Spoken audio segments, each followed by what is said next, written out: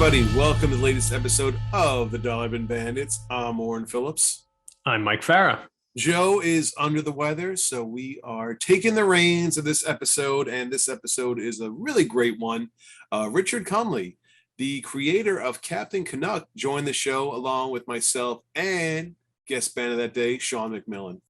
It was amazing to hear you guys. First of all, this is not for you collectors out there an Oren only episode, because as Oren mentioned, we have Sean McMillan who does our graphics, and we are eternally grateful for those.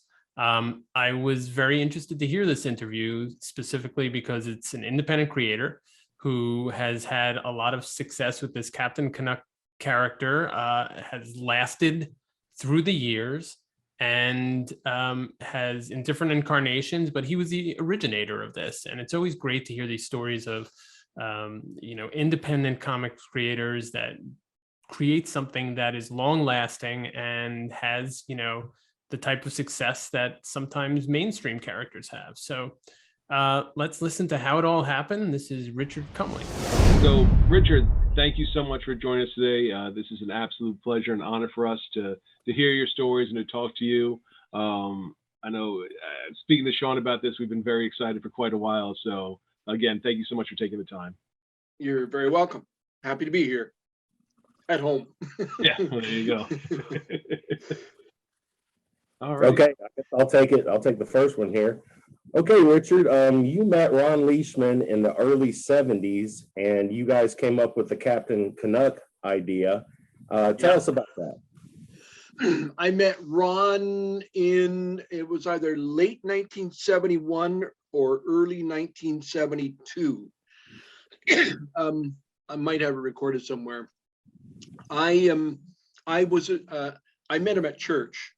I had recently joined the Church of Jesus Christ of Latter-day Saints, and so I met him at church. Funny thing is, I had seen Ron before at Red River College in Winnipeg, and I didn't know him. I just remember seeing him because he took the same course that I took, which was called Advertising Art, 2-year course. I only took one term of it, the first term, and then I went to work. I was actually doing fashion design for a little while after that. But yeah, it was Ron. I consider Ron co-creator because he didn't actually do any work on it. And I've often said he's like one of those fathers who who leave shortly after they become a father, kind of thing. And anyways, I've kidded him about that too. But so it was, Ron and I would get together. He was a cartoonist. Tunaday.com is his website, and it's a fun website to visit. You can get a free cartoon 3 days a week just with a free subscription. And but I am sure in your travels you have seen some of Ron's artwork on signs, on posters, on billboards, because people use his cartoons for all kinds of purposes. And it's the subscribers and people who solicit him to do custom art or whatever. He has a very distinctive cartoon style. I can spot it a mile away. So anyways, it was Ron who said at one of our first meetings, he said there should be a Canadian superhero and there should be a comic book series. And I think right away I said, yeah, that's a good idea. And we talked about it. We talked about it for a couple of years, and it was just talk. You know what I mean? It was just, and it wasn't until 1973 that I actually started to, look into it seriously. How are we going to distribute it? Who's going to print it? How we, all about printing and publishing. Are we going to sell ad space? Blah, blah, blah, blah. How are we going to make this work financially? At that point, all we had was a name, Captain Canuck. That was it. Wow. And actually, we had debated either Captain Canada or Captain Canuck, and what sealed it to be Captain Canuck is I walked into the Hudson Bay store in downtown Winnipeg, and I saw a sweatshirt that had a Superman drawing on it. It was literally a total rip-off Superman drawing where they had removed the crest off of the chest and left nothing there. And underneath it said Captain Canada. So, and then I saw a Captain Canada, I believe it was in a university newspaper, and this Captain Canada was all real goofiness. He wore moose horns and, blah, blah, blah. So I think I've seen that one. what's that? I think I've seen that one, the one with the moose horns on it. Yeah. So, right away I said, yeah, okay, that sort of made the decision for us. It's definitely going to be Captain Canuck, of the two choices that solidified it. And so I did about 4 pages of art. There was no story yet, no character development, nothing. And I actually sent those 4 pages to a magazine and a romance story. What's the name of the well-known? Anyways, they published romance novels in Toronto. Harlequin Romance. Sorry, had a senior moment there. I get more of those every day. Anyways, I did send 4 pages to Harlequin Romance, and somebody from Harlequin met with me in Winnipeg, and they were very interested in publishing a comic book. And it was during all this time, Ron was out west in Alberta and in northern Canada, working mostly for oil companies to raise money, because he left on a mission for our church in 1975, early 1975, 2.5-year mission to France, and he needed the money to support himself. Latter-day Saint missionaries aren't paid; they don't get to choose where they go, and you have to have the savings to pay your rent and food and etc. So he was doing that. I was, we were always in communication. And even while he was on his mission, in fact, in issue number 3, I've got a letter from Ron from his mission, from the mission field. But I didn't really start working on the story, the characters, until late 1974, early 1975. And then I illustrated the first issue for May of 1975 release. It's dated July, but it was released in May. Gotcha. Okay. Let's see. The Canadian comic book landscape had been pretty barren since the demise of the Canadian whites shortly after World War II. And I've read that you hadn't really read comics before. And in what ways, if any, was that beneficial or an obstacle to overcome? Well, I did not know about Johnny Canuck in particular until the creator of Johnny Canuck phoned me. It was, I believe it was just after issue number 2. So in about 1975, he gave me a phone call and he told me about Johnny Canuck. And I was just, wow, what? Like I didn't know any of this history. And, I felt kind of dumb that I didn't. I hadn't looked into it. So there's an article about Johnny Canuck in issue number 3 from 1976.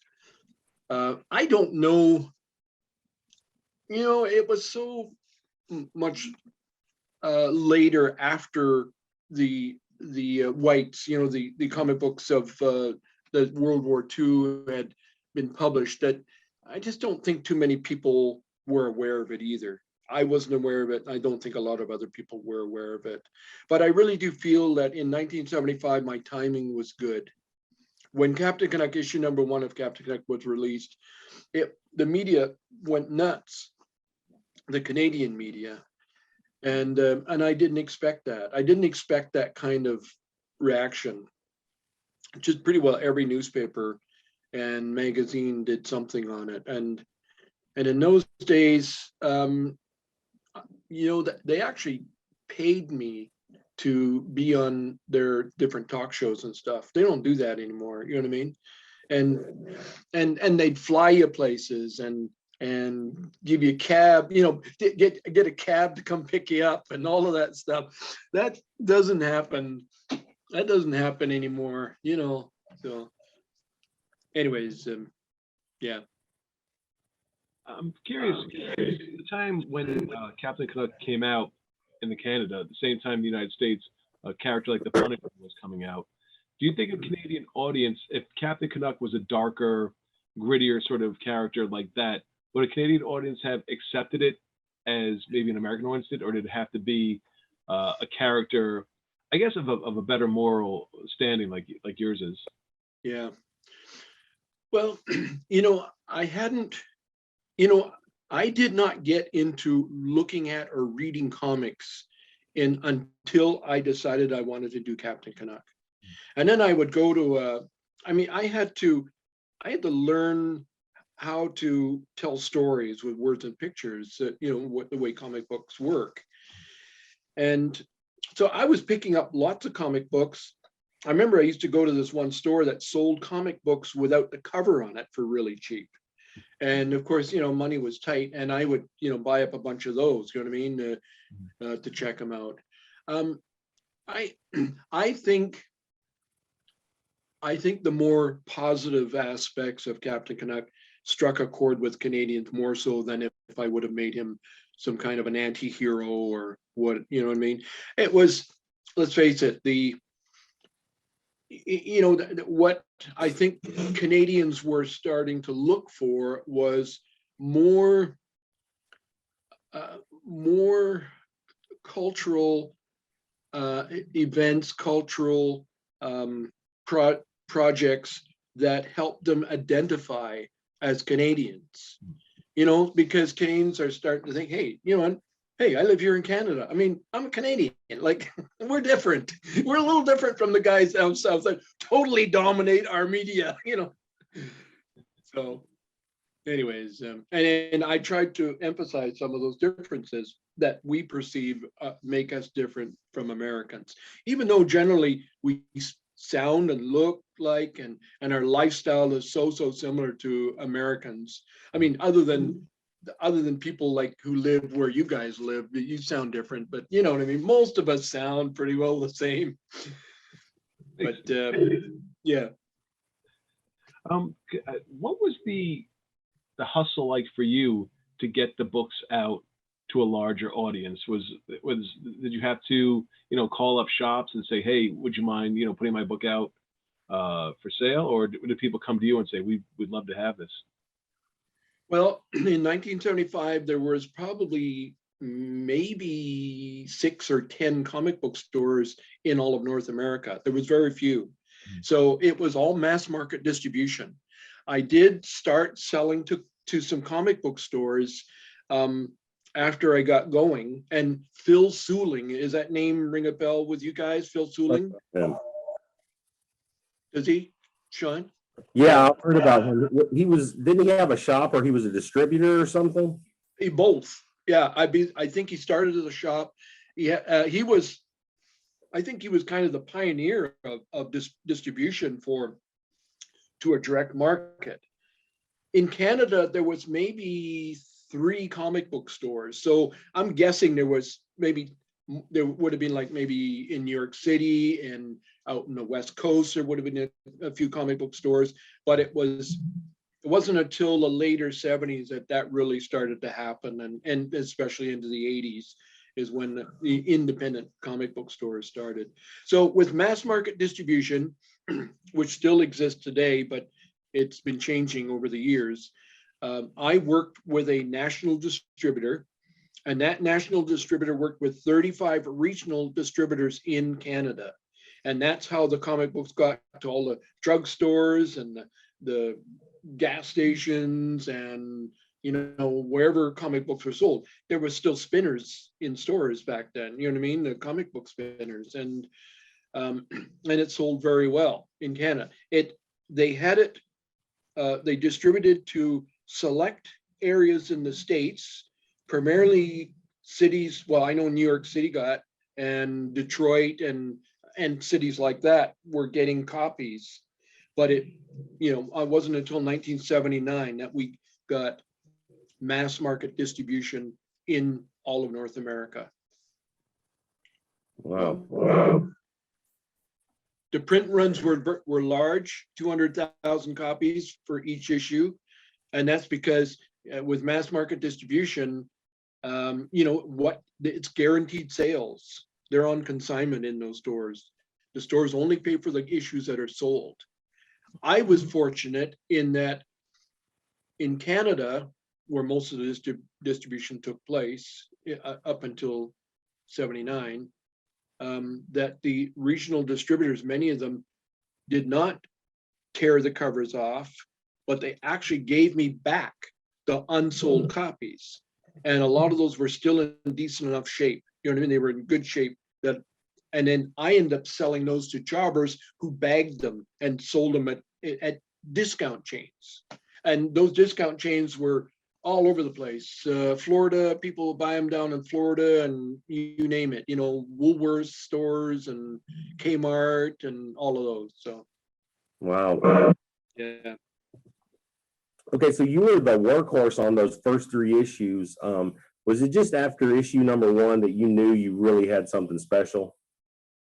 Yeah, I mean, because of all the media attention and because it sold so well, I kind of felt, whoa, I got something here. But yeah, I was a one-man shop. I mean, I was doing everything. I eventually hired somebody to try and help me sell ad space, which was a total waste of time in the end. You know what I mean? Well, almost a total waste of time. And it just, I mean, I was doing everything. I was doing all the art, and really, I was new at it. I have a hard time looking at the first couple of issues. It's just, I was not very good. And it's funny, my stuff, when I look at the first issue, it looks like something that was done about 20 years prior to, it looks like the style of art that was done in the 50s rather than in the 70s, in my opinion. You know what I mean? I love those personally. I mean, it's like it bleeds like independent comic book feel to it. Yeah. And when did George Freeman and Claude came on? George, after I finished issue number 1, and I was nearly finished issue number 2, George Freeman came to my office in Winnipeg. At the time, he was working as a gravestone engraver, and a waste of his talents, to be sure. And I remember he came in, I was blown away by his work. And so I remember about a week later trying to get a hold of him, and I phoned half a dozen,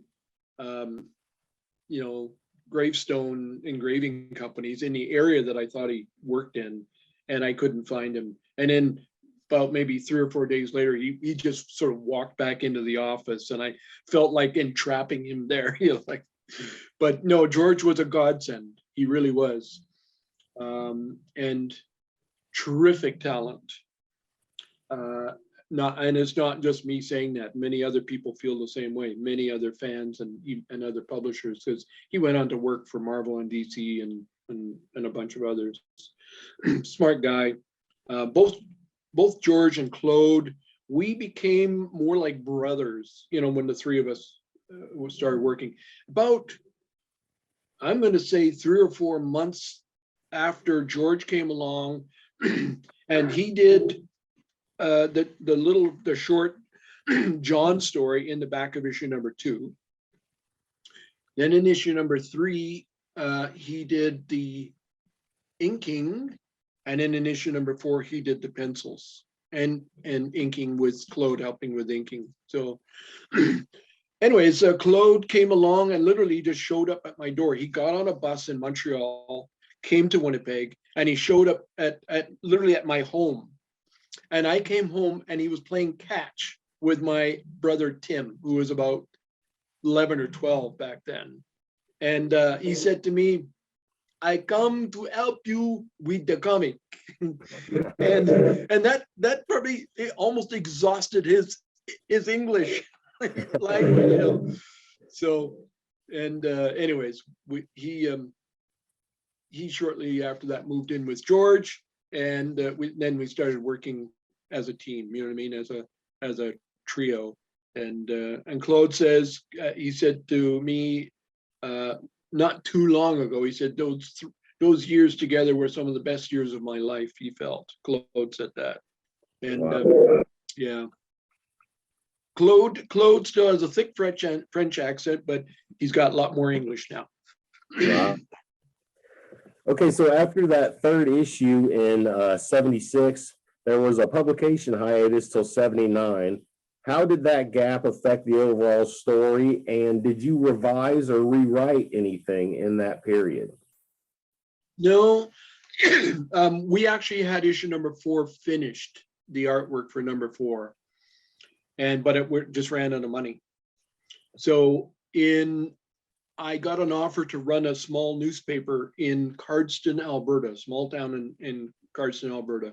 So in August of 1976, we moved, sold our house, and moved to this little town, rented a house on a farm a few miles out of Cardston.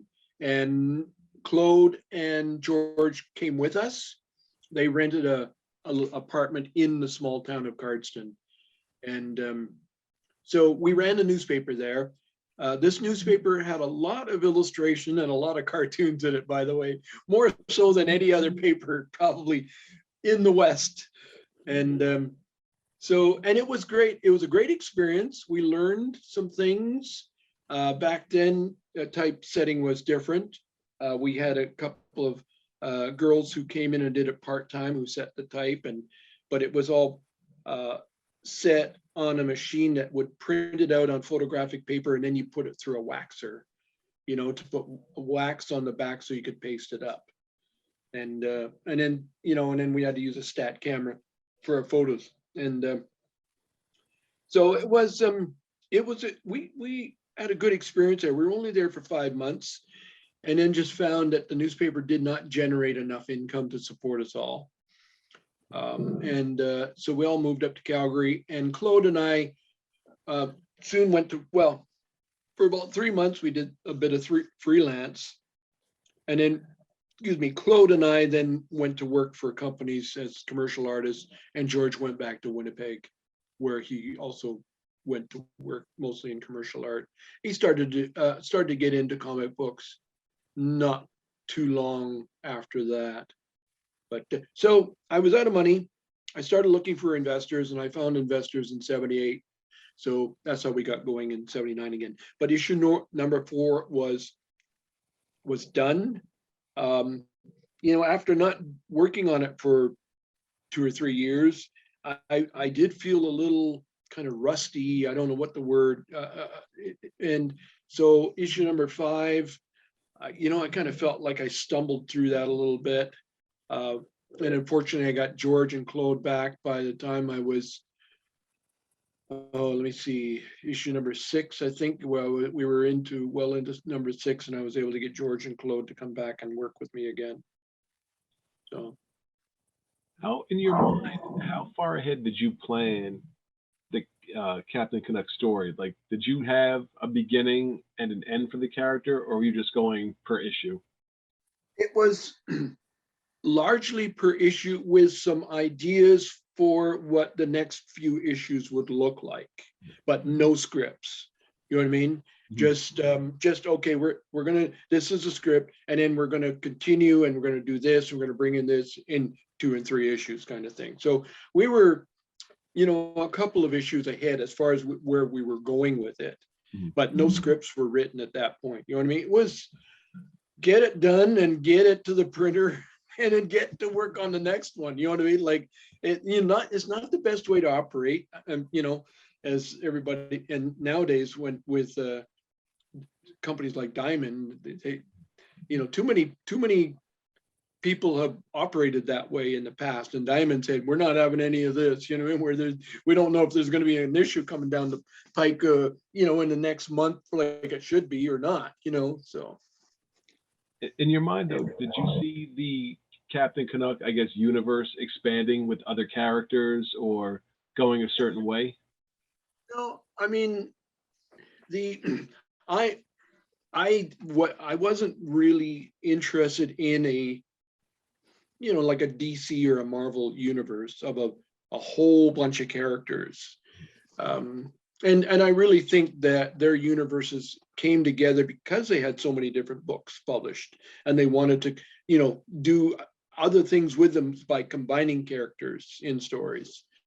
And so, you know, we had, you know, Catman and a few other characters that, you know, we would involve in stories, but we didn't. And yeah, sure, we would have spun off a character if we could have, but financially it wasn't feasible. So. Okay, we've read about that colorization process that you guys kind of pioneered. And can you describe that? Was it accidental? Did I read that right? No, it wasn't. It wasn't accidental. So back in 1975, so remember, I started working on this in late 1974. Somewhere in 1974, I really started working on it. And part of that was just sort of finding my way and figuring out what I'm going to do. And I spent a lot of time trying to sell ad space because I was constantly concerned about generating income to keep it going. And it just, you know, my income per copy sales, single copy sales, I could see that wasn't going to be enough to keep it afloat. And so I was looking for other revenue. And fortunately, I did get some licensing deals very quickly because I had so much media coverage. You know, I was able to get licensing pretty quick. And that was with a big company in Canada. And sorry, what was the question again? Say it again. The colorization process. Yes, colorization. Yes. So in the early stages, I was trying to get at, I didn't want to color it the same way that all the other comic books were being colored. And the way they were working was, you know, the art was done, you know, black and white on roughly 15, 20, 10 by 15 size sheets.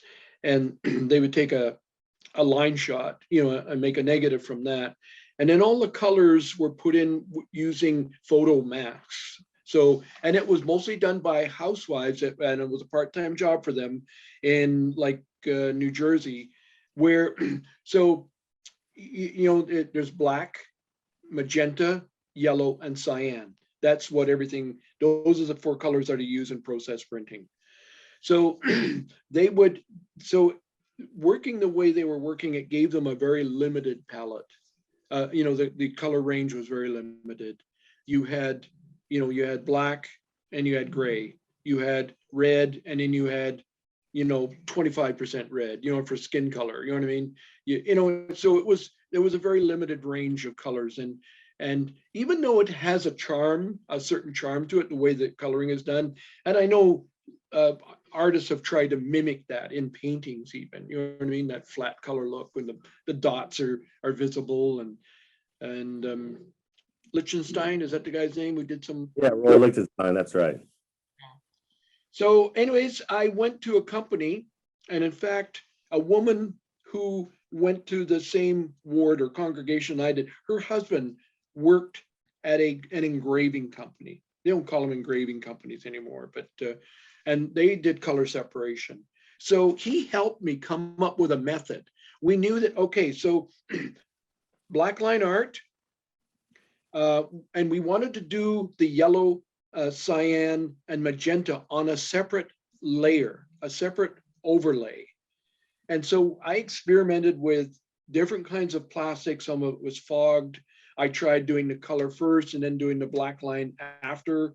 You know, I tried different things. And eventually we came up with a system that we kept using and other publishers ended up using, was we did the black line artwork, traditional, just the way everybody else does it. Then we'd put a clear sheet of acetate over top of that. And then with the same paint that animators use, which is an acrylic copolymer, we painted on that acetate overlay. And we could do anything we wanted. We could have gradated tones, any colors we wanted, a wide range of colors and effects, and as long as we did it on the acetate overlay. So basically that acetate overlay was separated into the three colors of magenta, the yellow, and the cyan, and the three separate negatives. And then, you know, skin color might be 25% yellow and 30% magenta, for example, which would be kind of typical. So it just gave us a wider, much wider range of effect and color and stuff like that. So and a magazine in Canada wrote up a printing magazine did a write up on the method. They're aged really well. They're beautiful looking comics. They actually look much better when they were printed in the compendiums, because we went back to the original art and that was scanned, you know, in a computer, and so the colors are better, the gradated tones work better, because comic books way back then was very coarse. You know, the dots per inch were very big. Typical printing would have been 133 typically, where comic books were 85, for example. So, and it was because of the printing methods, the older presses they were using. World Color Press was the #1 printer of comic books in the world, out of Sparta, Illinois. They had a plant in Sparta, Illinois that was the biggest on the planet, other than maybe one in Russia, you know, they didn't know about. And it had, I don't know, it had something like 96 web presses. Well, a web press will fill a house, and they had dozens of these things. They had, it was a massive complex. They went belly up, probably 30, 40 years ago or something like that. But at one time they were massive, and they printed pretty well 98% of all comic books that were printed. Wow. Yeah. Okay, merchandise has always been an important part of the Captain Canuck legacy. Any particular items stick out in your mind? Well, you know, as I mentioned, in order to keep things afloat, I looked for any source of revenue I could, and I realized pretty quick that if I could come up with Captain Canuck items that my readers, who are now fans, would be interested in, I could generate income from that. So we started with notepads, and these are things I could easily get made locally. Pens, crests. I used to be a crest designer. That was my first job coming out of high school.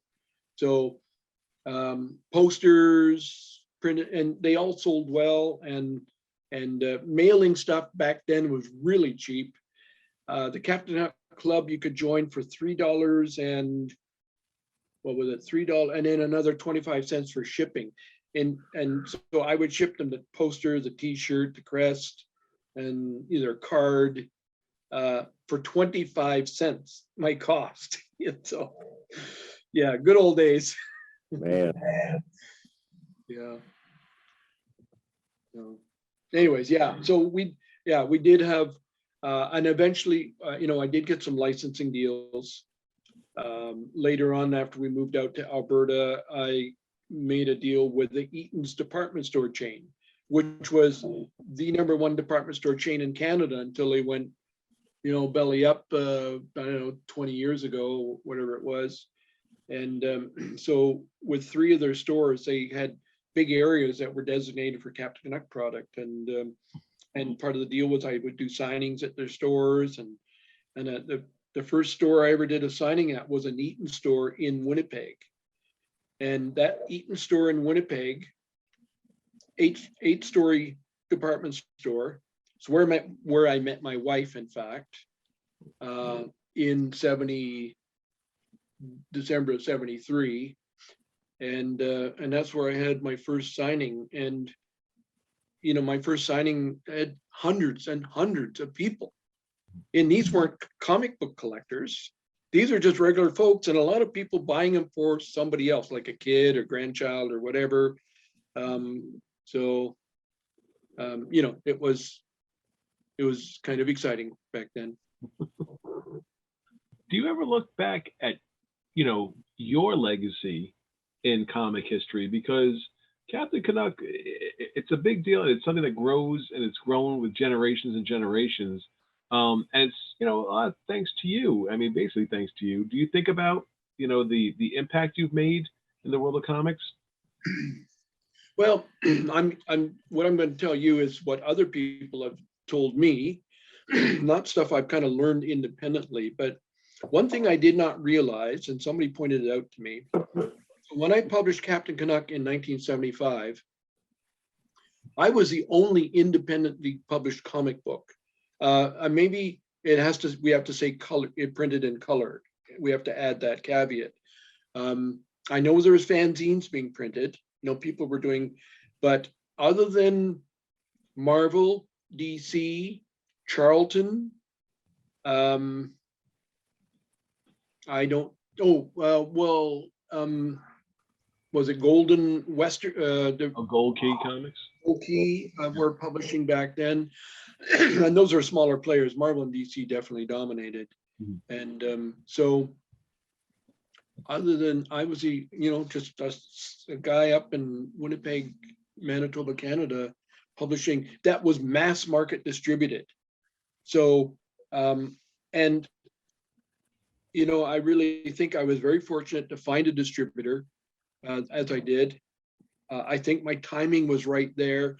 They saw it. Oh, they were excited about the idea of a Canadian comic book store. This is a Canadian-based distributor based in Oakville, Ontario, which is, I live close to it now. that area. They, I mean, I just think my timing was good. You know, I mean, as far as when I released it, so I think I had an impact on other people. I've had many people come up to me and say, because you did it, I felt that I could do it. So if a dummy like you can do it, so can I. You know, and I wasn't insulted one little bit. You know what I mean? And so I mean, I've talked to a number of artists who have said that to me. You know what I mean? That and even on smaller publishers too. So I've said that. Back in the early mid 80s, there was a number of small publishers. In fact, I was trying to sell my coloring services to a number of them, like First Comics, for example. But other than that, yeah, just being able to. I think the other aspect too is that I did it myself, kind of thing, and I maintained ownership of the rights, things like that. That really, you know, got some people excited and felt, hey, you know, I could do that too. So now you're at Love Gleason and working with Comic House. How did you guys set up that partnership? Well, let me give you a very brief history. Captain Canuck has been published sporadically over the years. So I published this series,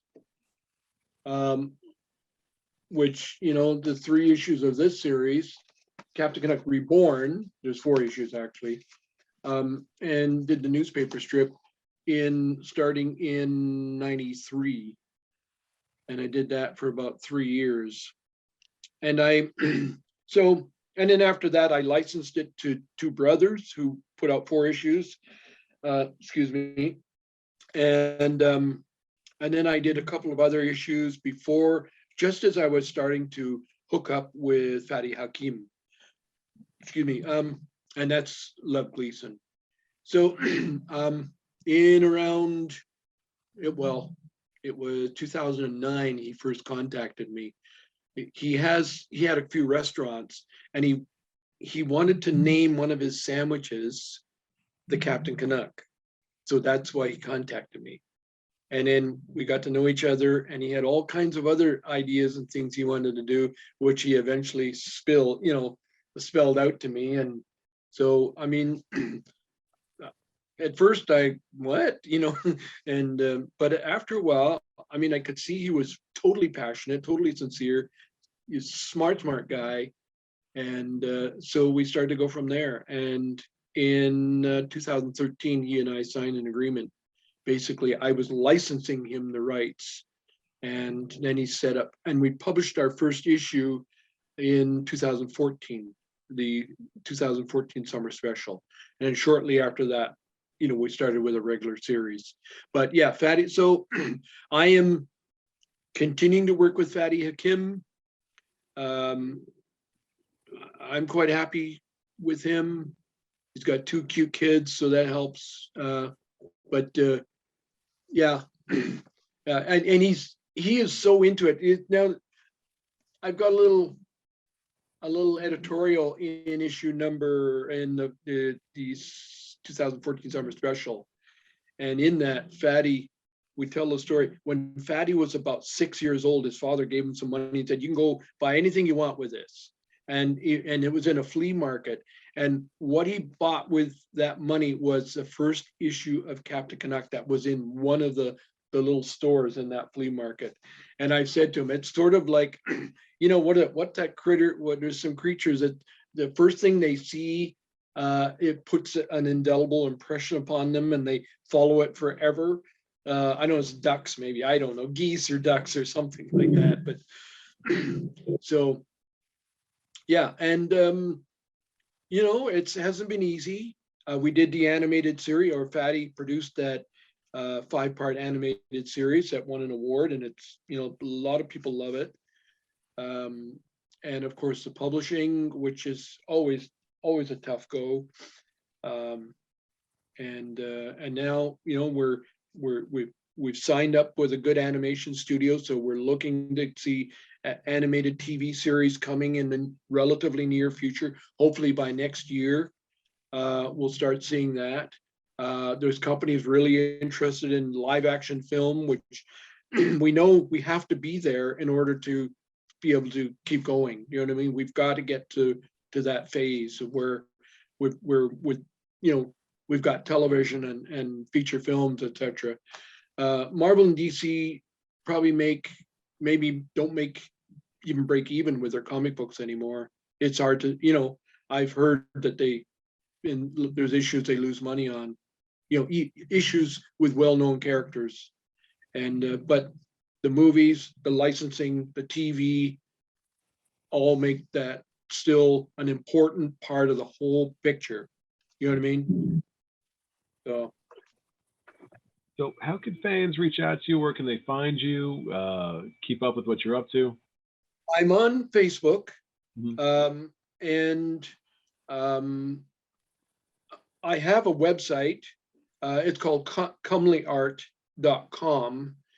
And that website has some Captain Canuck images, but primarily that website is I've got a whole bunch of images there. And I signed an agreement with an agency where a lot of those images will be made available to publishers in Europe, for example, and they can bulk license them. So it's an inexpensive way to get a hold. They see an image, yeah, that would work, and they can get it easily and quickly and not have to pay a lot for it. So that's the main purpose of that website right now. But you can certainly email me. All my contact information is on that website. Awesome. Well, I don't want to speak for Sean, but for I think for both of us, this has been a thrill to be able to talk to you, to hear the legacy and the history of an iconic character. And thank you so much for your contributions to the world of comics. It's really incredible. Thank you for having me. So we are back. What do you guys think? I really enjoyed talking to him. He's has a lot to say. It's interesting to hear how the independent comic scene in Canada sort of grew and built itself out in the 70s. And, it's part of the comic culture as is now. And a lot of that is due to the work and the time that he's put in. Yeah. I mean, there's been so much talent both in the comic world and throughout entertainment that comes from our great northern neighbors. Canada seems to produce very creative people. Richard Cumley is certainly one of them, as can be attested by that interview. And we wish him all the luck. I love to see these independent creators have the kind of success that he's had. But that'll do it for this episode of Dollar Bin Bandits. Thank you for listening. Please rate, review, and subscribe. And we'll see you next time.